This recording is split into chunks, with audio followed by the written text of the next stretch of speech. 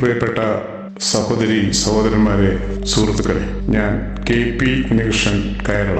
ഇന്ന് ജൂൺ 30. വിപ്ലവകാരികളുടെ കുടുംബത്തിൽ നിന്നും ഉയർന്നു വന്ന വ്യവസായ വിപ്ലവകാരിയും ശാസ്ത്രപ്രതിഭയും വ്യവസായ സംരംഭകനും മാനേജ്മെന്റ് വിദഗ്ധനും കമ്മ്യൂണിസ്റ്റ് ടെക്നോക്രാറ്റും കെൽട്രോൺ സ്ഥാപകനും ഇന്ത്യൻ ഇലക്ട്രോണിക്സ് വകുപ്പിന്റെ സെക്രട്ടറിയും ഇന്ത്യൻ ITI ചെയർമാനുമെല്ലാമായിരുന്ന ഡോക്ടർ പത്മഭൂഷൺ കുന്നത്ത് പുതിയ വീട്ടിൽ പത്മനാഭൻ നമ്പ്യാർ അന്തരിച്ചിട്ട് ഇന്നേക്ക് 10 വർഷം തികയുകയാണ്. കല്യാശ്ശേരിക്ക് ഇന്ത്യൻ സ്വാതന്ത്ര്യ സമരത്തിൽ വലിയ സ്ഥാനമുണ്ട്. സ്വാതന്ത്ര്യ സമരത്തിൽ പങ്കെടുത്തതിന്റെ ഭാഗമായി തൂക്കിക്കൊല്ലാൻ വിധിക്കുകയും ഗാന്ധിജി ഇടപെട്ടതുകൊണ്ട് മാത്രം തൂക്കുമരത്തിൽ നിന്നും ഇറങ്ങി വന്ന ധീര വിപ്ലവകാരി KPR ഗോപാലൻ, ഏറ്റവും കൂടുതൽ കാലം കേരളം ഭരിച്ച ജനനായകൻ സഖ VK Nayanar, KV Narayana master, KPR Ayyappan, MB Narayanan Nambiar എന്നിവരെല്ലാം കല്യാശ്ശേരിയിൽ നിന്നും ഉദിച്ചുയർന്ന രക്തനക്ഷത്രങ്ങളാണ്. അതേ മണ്ണിൽ നിന്നും ശാസ്ത്രലോകത്തേക്ക് കയറി വന്ന മറ്റൊരു രക്തനക്ഷത്രമാണ് ശ്രീ KPP നമ്പ്യാർ. തികഞ്ഞ ഇടതുപക്ഷ വിശ്വാസി, വെല്ലുവിളികളെ എക്കാലത്തും ഇഷ്ടപ്പെട്ട വ്യക്തി, പോരാട്ടം എപ്പോഴും നല്ല കാര്യത്തിനു വേണ്ടി കഠിന അധ്വാനിയും സഹജമായ ഇച്ഛാശക്തിയും കൈമുതലാക്കിയാണ് ലോകം ആദരിക്കുന്ന മുൻനിര ഇലക്ട്രോണിക്സ് കമ്മ്യൂണിക്കേഷൻ വിദഗ്ധനായത്. 1929 ഏപ്രിൽ 15 കണ്ണൂർ ജില്ലയിലെ കല്യാശ്ശേരിയിൽ PP ചെണ്ട നമ്പ്യാരുടെയും കുന്നത്ത് പുതിയ വീട്ടിൽ മാധവിയമ്മയുടെയും മകനായി KPP നമ്പ്യാർ ജനിച്ചു. Kalliasseri UP school, Taliparamba Moothedath high school, തുടർന്ന് ഗവൺമെന്റ് ബ്രണ്ണൻ കോളേജിൽ നിന്നും ഇന്റർമീഡിയറ്റും, ചെന്നൈ പച്ചയ്യപ്പാസ് കോളേജിൽ നിന്നും ഊർജ്ജതന്ത്രത്തിൽ ബിരുദവും കരസ്ഥമാക്കി. ബോംബെ സെന്റ് സേവിയേഴ്സ് കോളേജിൽ നിന്നും അഡ്വാൻസ് റേഡിയോ കമ്മ്യൂണിക്കേഷനിൽ ബിരുദാനന്തര ബിരുദവും നേടിയ ശേഷം ഉപരിപഠനത്തിന് ലണ്ടനിലേക്ക്. ഇലക്ട്രോണിക്സിന്റെ അനന്ത സാധ്യതകൾ മലയാളിക്ക് സങ്കല്പിക്കാൻ പോലും ആവാത്ത കാലത്ത് ഈ വിഷയത്തിൽ ഉപരിപഠനത്തിന് 1950കളുടെ ആദ്യം KPP നമ്പ്യാർ ഇംഗ്ലണ്ടിലേക്ക് പോയത്. ആ യാത്രയെക്കുറിച്ച് KPP നമ്പ്യാർ അദ്ദേഹത്തിന്റെ സഫലം കലാപഭരിതം എന്ന ജീവിത സ്മരണകളിൽ എഴുതിയത്: എന്റെ 22ാം വയസ്സിലാണ് ഞാൻ ബോംബെയിൽ നിന്നും കപ്പൽ കയറിയത്. 21 ദിവസത്തെ യാത്ര, കപ്പൽ കൂലി 500 രൂപ, ഇളവുകളെല്ലാം ഇല്ലാതെയാണെങ്കിൽ 1000 രൂപ. ബോംബെയിലെ എന്റെ സഹപാഠി ഖത്രിയാണ് ഈ കോഴ്സിനെ കുറിച്ച് എന്നോട് പറഞ്ഞത്, അപേക്ഷിക്കാൻ പ്രേരിപ്പിച്ചത്. ഖത്രിയുടെ കുടുംബം ധനാഢ്യമായ കുടുംബമായിരുന്നു. പിൽക്കാലത്ത് നേപ്പാൾ റേഡിയോയുടെ ചീഫ് എഞ്ചിനീയറായി അദ്ദേഹം വിരമിച്ചു. ഇതെന്റെ ജീവിതത്തിലെ ഒരു പുതിയ അനുഭവമായിരുന്നു. ഗ്രാമത്തിൽ ജനിച്ചു വളർന്ന ദിവസം 8 കിലോമീറ്റർ വഴി സ്കൂളിലേക്ക് നടന്ന് കുറച്ചു കാലം മദ്രാശിയിലും ബോംബെയിലും പഠനം. ആദ്യമായുള്ള കപ്പൽ യാത്ര എന്റെ മനസ്സ് വരാനിരിക്കുന്ന അനുഭവങ്ങളെക്കുറിച്ചും ഭാവി ജീവിതത്തെക്കുറിച്ചും പഠനത്തെക്കുറിച്ചും പ്രത്യാശാഭരിതമായിരുന്നു. മാത്രമല്ല, ഈ യാത്രയിൽ ഞാൻ ഏറ്റെടുത്തിരുന്ന ഗൗരവമായ ഒരു രഹസ്യ ദൗത്യത്തെക്കുറിച്ച് പോലും ഒട്ടും ഉത്കണ്ഠ എനിക്ക് തോന്നിയിരുന്നില്ല. എന്റെ ട്രങ്ക് പെട്ടിയിൽ Indian communist party secretary G Adhikari അന്നത്തെ British communist party secretary Rajani പാമിതത്തിന് ഏൽപ്പിക്കുവാനുള്ള ഒരു രഹസ്യ സന്ദേശം സൂക്ഷിച്ചിരുന്നു. ആ കാലത്ത് ബോംബെയിൽ താമസിച്ച് പാർട്ടി ഒളിപ്രവർത്തനങ്ങൾക്ക് നടത്തി വന്ന എന്റെ സ്നേഹിതൻ ശർമാജി മുഖേനയാണ് ഈ സന്ദേശം എന്റെ കൈകളിൽ എത്തിയത്. ഉള്ളടക്കമൊന്നും അറിയില്ല. കൽക്കത്ത തീസിസിനെ തുടർന്ന് പാർട്ടി നിരോധിക്കപ്പെട്ട കാലമാണ്. ഒരു വലിയ കെമിക്കൽ എഞ്ചിനീയറായ G അധികാരി ഈ സന്ദേശം മൈക്രോഫിലിം പൂളിലാക്കിയാണ് എന്നെ ഏൽപ്പിച്ചത്. അന്ന് യാതൊരു ഭയവും തോന്നിയില്ല. ഇന്ന് തിരിഞ്ഞു നോക്കുമ്പോൾ ആ തന്റെ ഇടത്തിനും മനസാന്നിധ്യത്തിനും കാരണം കല്യാശ്ശേരി ഗ്രാമത്തിന്റെ രാഷ്ട്രീയ സവിശേഷതകളായിരുന്നു എന്ന് ബോധ്യമുണ്ട്. അതിന്റെ ആൾരൂപമാകട്ടെ അമ്മാവൻ KPR ഗോപാലൻ.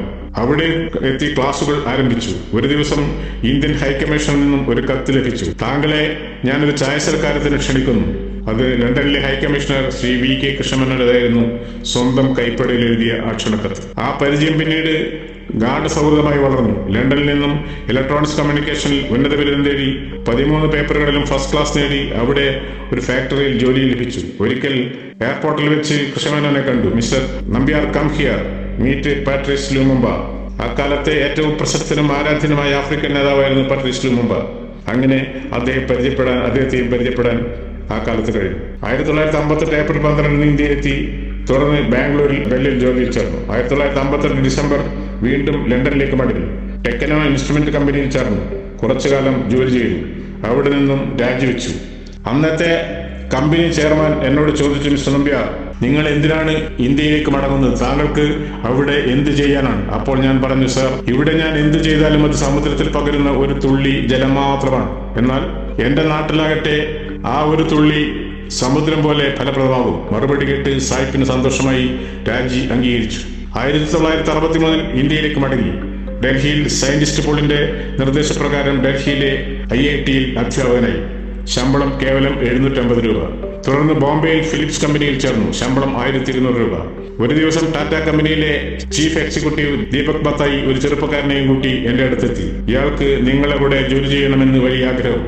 അങ്ങനെ 32 വയസ്സുള്ള രത്തൻ ടാറ്റ എന്റെ കൂടെ ജോലിയിൽ ചേർന്നു. ടാറ്റ കുടുംബത്തിലെ ഊർജ്ജസ്വലനായ ചെറുപ്പക്കാരൻ. രത്തൻ എന്ന് പേരെടുത്ത് വിളിക്കുവാനുള്ള സ്വാതന്ത്ര്യം എനിക്കുണ്ടായിരുന്നു.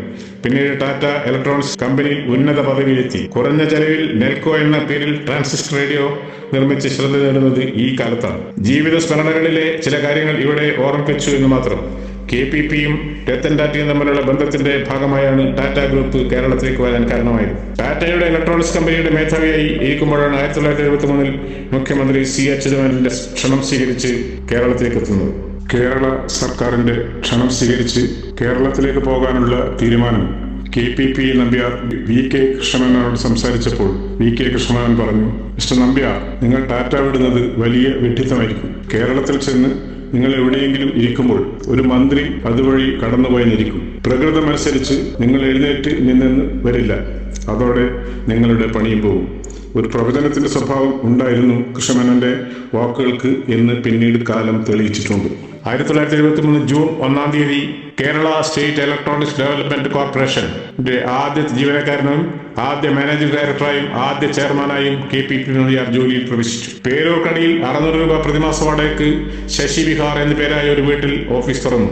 സാങ്കേതിക വിദ്യയിൽ വൈദഗ്ധ്യം നേടിയ സഹപ്രവർത്തകരെ കണ്ടെത്തലായിരുന്നു ആദ്യത്തെ ശ്രമം. Bharat Electronics, Philips India, Tata തുടങ്ങിയ കമ്പനികളിൽ നിന്നും കാശ്മീർ മുതൽ കന്യാകുമാരി വരെയുള്ള നാട്ടുകാരായ 17 പേരെ കണ്ടെത്തി നിയമിച്ചു. മൊത്തം 25 ജീവനക്കാർ.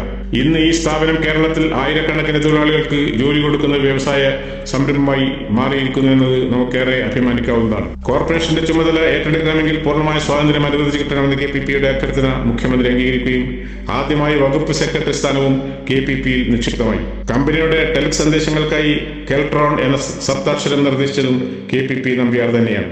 പിന്നീട് കമ്പനിയുടെ ബ്രാൻഡ് നെയിം അതായി മാറി. തുടർന്ന് കെൽട്രോണിന്റെ വളർച്ചയുടെ കാലമായിരുന്നു. സ്വാതന്ത്ര്യ സമര സേനാനികളുടെയും കലാകാരന്മാരുടെയും കുടുംബാംഗങ്ങളെയും അനാഥാലയങ്ങളിലെ കുട്ടികളെയും ജോലിയിൽ നിയമിക്കുവാൻ KPP നമ്പ്യാർ പ്രത്യേകം ശ്രദ്ധിച്ചിരുന്നു. KPP നമ്പ്യാരുടെ അടിയുറച്ച സാമ്രാജ്യത്വ വിരുദ്ധ രാഷ്ട്രീയ സങ്കല്പത്തിന്റെയും സൃഷ്ടിയാണ് കെൽട്രോൺ എന്ന പൊതുമേഖലാ സ്ഥാപനം. 1974 കാലത്ത് തിരുവനന്തപുരത്ത് ശീതീകരിച്ച മുറിയിലും ഉയർത്തി നിൽക്കുന്ന തികച്ചും അസ്വസ്ഥനായ ഒരു മനുഷ്യനായിരുന്നു KPP നമ്പ്യാർ.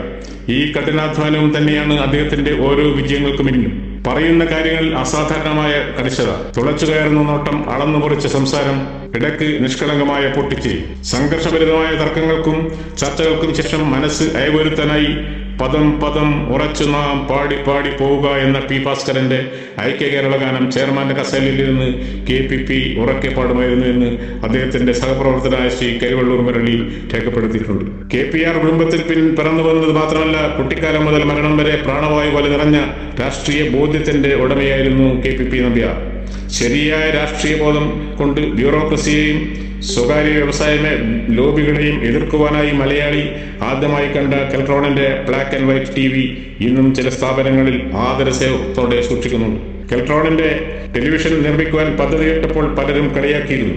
ഒടുവിൽ 1974 ഒക്ടോബറിൽ കെൽട്രോണിന്റെ ആദ്യ TV സെക്രട്ടേറിയറ്റിലെ ദർബാർ ഹാളിൽ പ്രദർശിപ്പിച്ചപ്പോൾ കേരളം ഒന്നാകെ കൈയടിച്ചു. അതുപോലെ ടെക്നോ പാർക്ക് എന്ന ആശയം ഇന്ത്യക്കാർ കേട്ടിട്ട് പോലുമില്ലാത്ത കാലത്ത് ആദ്യത്തെ ടെക്നോ പാർക്ക് കേരളത്തിൽ സ്ഥാപിച്ച വ്യക്തി. 95 ലക്ഷം മൂലധനത്തിൽ തുടങ്ങിയ സ്ഥാപനം KPP സ്ഥാനമൊഴിയുമ്പോൾ 70 കോടി അറ്റാദായമുള്ള കമ്പനിയായി മാറിയിരുന്നു.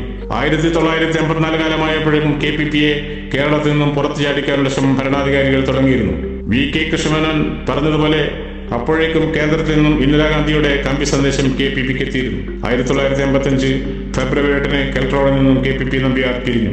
ബാംഗ്ലൂർ ITI ചെയർമാനായി ചാർജ് എടുത്തു. 1970 മുതൽ 1985 വരെ കേരളത്തിന്റെ വ്യവസായ വളർച്ചയ്ക്ക് വേണ്ടി പ്രവർത്തിച്ചു. KPP-ക്ക് ഔദ്യോഗികമായ യാത്രയയപ്പ് ഭരണാധികാരികൾ കൊടുത്തില്ല. എന്നാൽ കെൽട്രോൺ തൊഴിലാളികളും ജീവനക്കാരും തിരുവനന്തപുരത്ത് വെച്ച് ആവേശഭരിതമായ യാത്രയയപ്പ് നൽകി. ITI പ്രവർത്തിച്ചുകൊണ്ടിരിക്കെ ഇന്ത്യൻ ഇലക്ട്രോണിക്സ് കോർപ്പറേഷൻ സെക്രട്ടറിയായി നിയമനം ലഭിച്ചു. അത്യുന്നത പദവിയിൽ എത്തി തന്റെ സ്വന്തം കഴിവുകൊണ്ട് 1987 ഏപ്രിൽ 15-ന് പിരിയേണ്ടിയിരുന്നുവെങ്കിലും കേന്ദ്ര സർക്കാർ 20 മാസം നീട്ടിക്കൊടുത്തു. 1988 ഡിസംബർ 31-ന് കേന്ദ്ര സർവീസിൽ നിന്ന് വിരമിച്ചു. 1992 ടെലികോം മേഖലയിലെ ഉൽപ്പന്നങ്ങൾ നിർമ്മിക്കുന്ന നാംടെക് എന്ന കമ്പനിക്ക് ബാംഗ്ലൂരിൽ തുടക്കം കുറിച്ചു. 1997 കോഴിക്കോട്ട് IIT സ്ഥാപിതമായപ്പോൾ ആദ്യ ചെയർമാൻ KPP നമ്പ്യാരായിരുന്നു. നായനാർ മന്ത്രിസഭാ കാലത്ത് വ്യവസായ വകുപ്പിന്റെ ഒരു പ്രത്യേക ഉപദേശകനായി കൂടി പ്രവർത്തിച്ചു.